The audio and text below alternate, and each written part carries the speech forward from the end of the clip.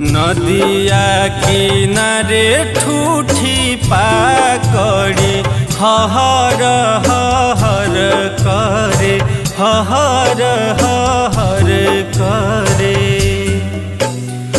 नदिया किनारे ठूठी पाकड़ी हहर हहर करे हहर हहर करे।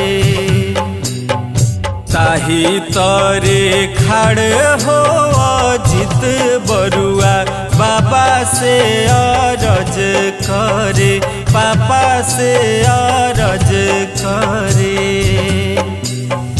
ताही तरे खाड़ हो अजित बरुआ चाचा से अरज करे फूफा से अरज करे।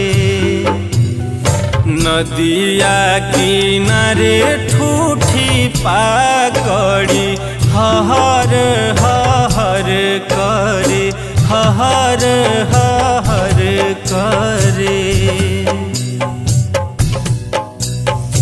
भेजना कवन पापा हो नाव ताही चढ़ी बरुआ है।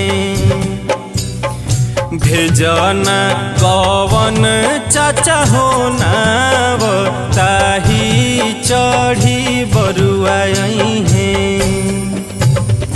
नदिया किनारे ठूठी पाकड़ी हहर हहर करे हहर हहर करे।